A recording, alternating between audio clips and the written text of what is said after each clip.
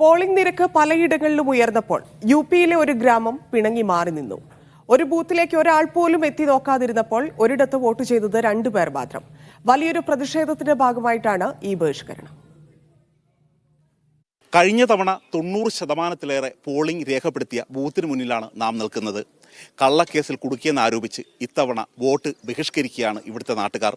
ഈ കേസിനെക്കുറിച്ച് ഗ്രാമമുഖ്യനോട് തന്നെ നമുക്ക് ചോദിച്ചറിയാം.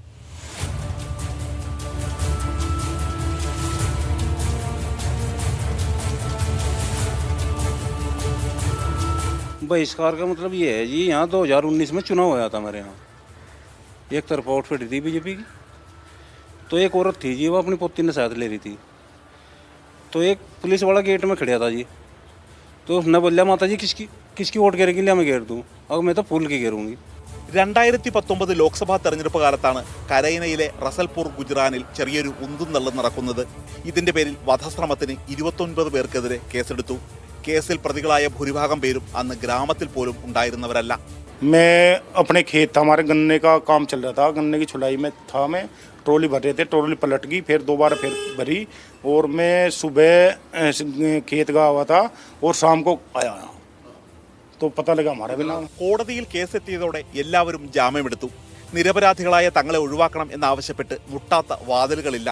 ഒടുവിൽ സഹായിക്കാത്തവർക്ക് വോട്ടും നൽകേണ്ടെന്നവർ തീരുമാനിച്ചു. അതുവരെ കൈമലർത്തിയിരുന്നവർ, അതും മന്ത്രിയടക്കം, ഗ്രാമമുഖ്യനെ തേടിയെത്തി. ആദ്യം വോട്ട്, പിന്നെ കേസ് പിൻവലിക്കൽ എന്ന വ്യവസ്ഥ മുന്നോട്ട് വെച്ചു. കേസ് പിൻവലിച്ച ശേഷം വോട്ട് എന്ന് മുഖ്യൻ ഉപാധിയെ തിരിച്ചിട്ടു.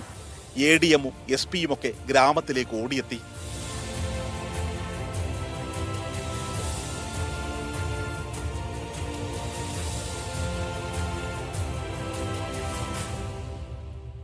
നിലപാടിൽ നിന്നും കടുകുമണി മാറില്ലെന്ന് നാട്ടുകാർ. വോട്ട് ചെയ്യാൻ കഴിയാത്തതിൽ വേദനയുണ്ടെങ്കിലും അധികൃതരുടെ കണ്ണു തുറപ്പിക്കാൻ കഴിഞ്ഞെന്ന ആശ്വാസത്തിലാണ് ഈ നാട്ടുകാർ.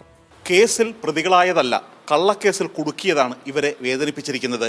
അതുകൊണ്ട് തന്നെയാണ് വോട്ട് ബഹിഷ്കരണം എന്ന അവസാന ആയുധവും എടുത്തുപയോഗിച്ചിരിക്കുന്നത്. ഉത്തർപ്രദേശിലെ കൈരാനയിൽ നിന്നും ഇമ്രാൻ അൻസാരിക്കൊപ്പം D. ധനസുമോദ്, മീഡിയ 1.